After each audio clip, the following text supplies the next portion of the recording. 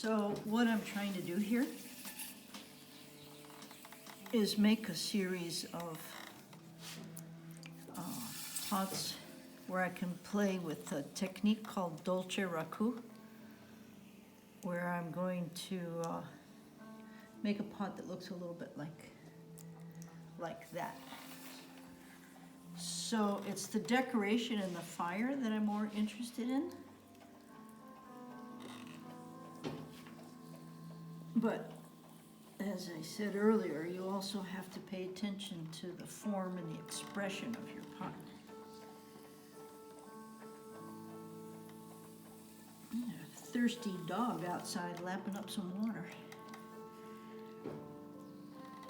Same concept works for centering a clay, whether it's 400 grams or 2 kilos like this is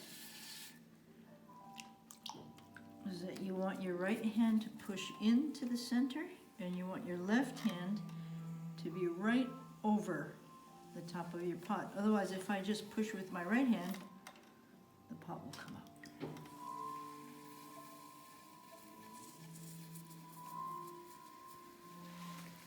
So I wedged this up very well. First stage was centering, second was making the hole.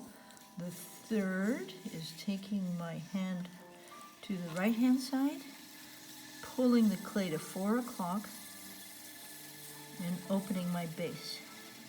Now here's an interesting thing, is that you always open the base of your pot more than you're going to want it. If you see the base of that pot, it's very narrow. The base of this pot will also be narrow, but every time I lift the clay, I push in. And that's how I go against the centrifugal force. So you see how I'm lifting the clay and pushing in with my right hand to overcome that centrifugal force. Just gonna go back down and get some more clay. When I'm working on a piece this big, I like to use a sponge on the outside so that my hand doesn't dry out. Pushing in, getting a nice hunk of clay right there, and I'm going to bring that up.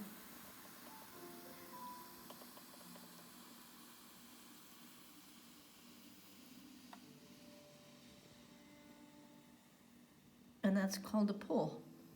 It's a pretty good pull. You always want the rim of your pot to be level.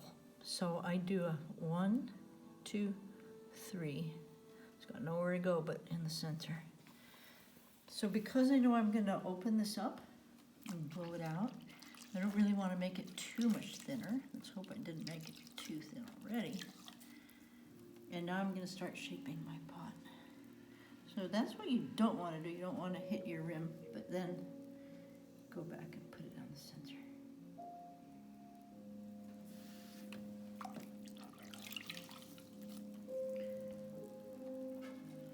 So I said in the beginning we're going to be pushing in at this base. And just get rid of that little bit of clay I have down there. That doesn't help anybody do anything.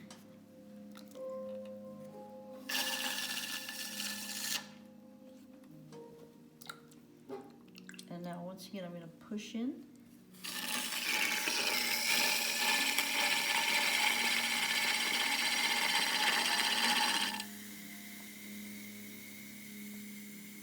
And start shaping my pot.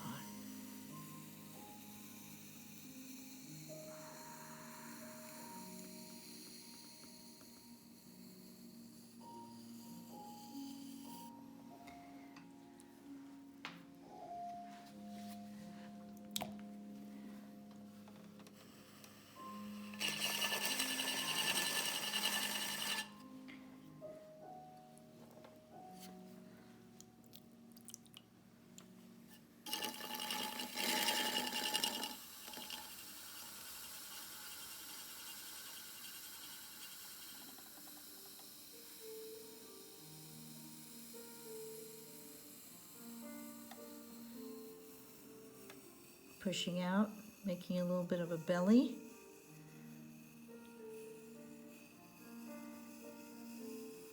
And now I want to pay attention to what's going to happen with the rim of this and the shoulder of this pot before I really start blowing it out.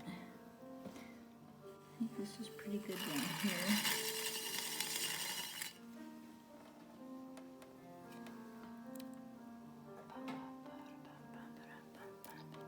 Let's get rid of that water down here.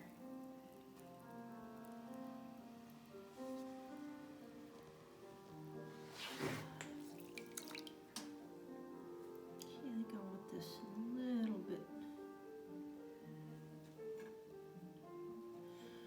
That's about how open that one is.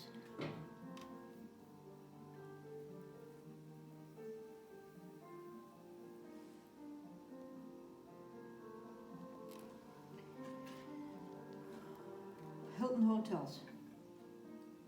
Great tool are the room keys when you go to a hotel.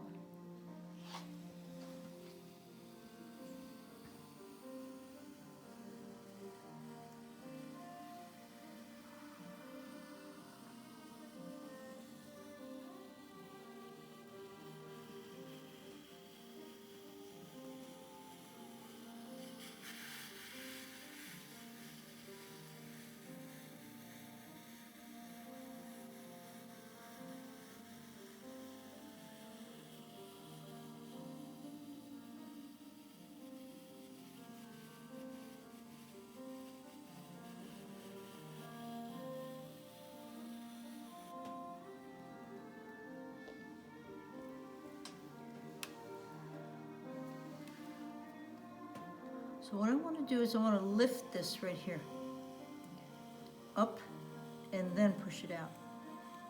Sometimes you lose your pot that way, but that's also how you get it to blow up.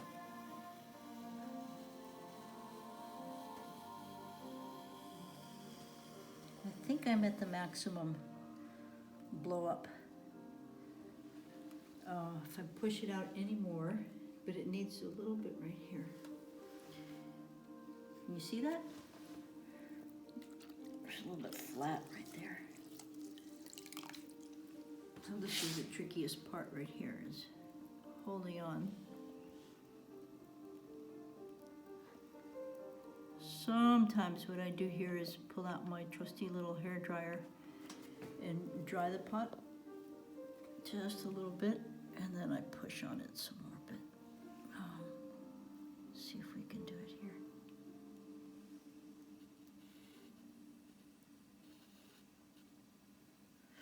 Yeah, that's nice right there. Okay. This pot is saying, I can't get any fatter. I've reached my maximum fatness. Nice shape. So what I would do with this is let it set up. And then what we'll do is tomorrow we'll turn it upside down and we'll trim and make a foot on the bottom and then maybe add some lines or something to it. I like making a nice rim right here because this is going to be black from the carbon of the fire, whereas the shoulder of this is going to be orange crackle, and then the bottom will also be black. So what we'll do is we'll thin that out tomorrow.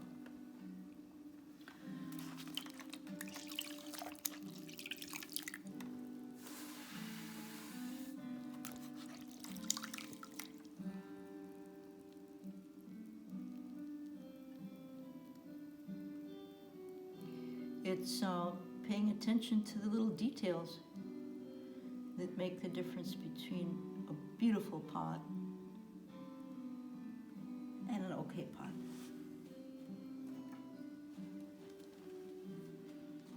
Thank you.